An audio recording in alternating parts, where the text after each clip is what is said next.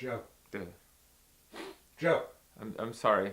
I'm sorry. I was just doing my impression of the median network television viewer. Did you know?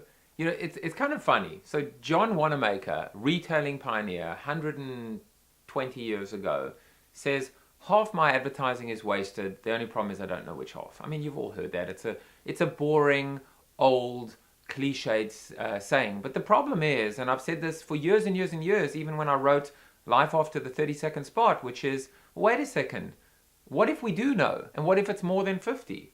So I thought to myself for a second, I mean, think about the average person watching television. I mean, we all know that we don't tune in to watch television, even the Super Bowl, for the ads themselves.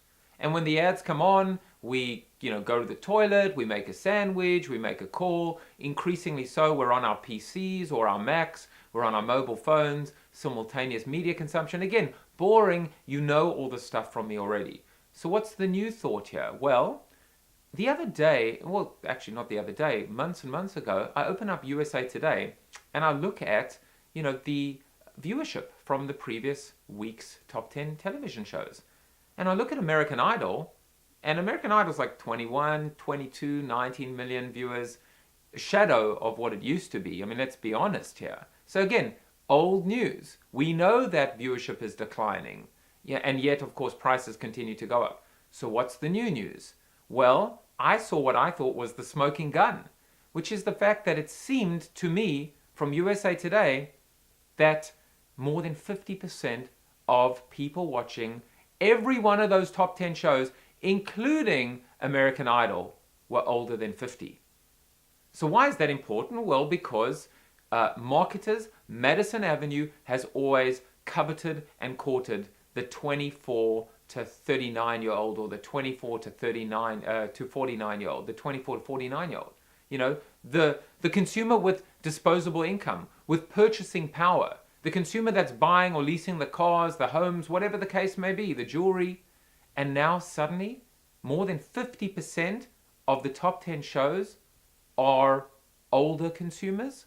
Well, let's just take a step back for a second. First and foremost, the population is aging.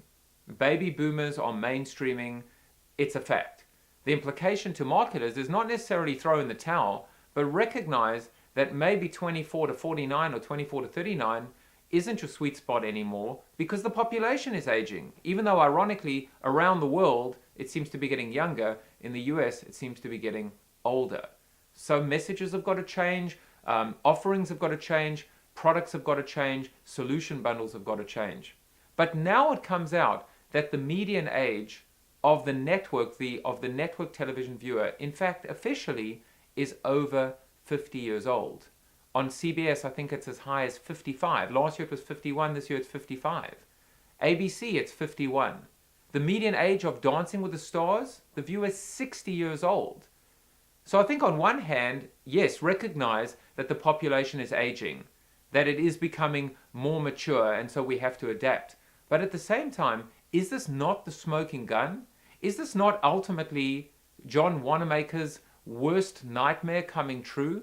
The fact is that the actual pool or pot of viable eyeballs, of disposable income from a potential standpoint, is drying up. Well, these are things that I think we have to start taking very seriously.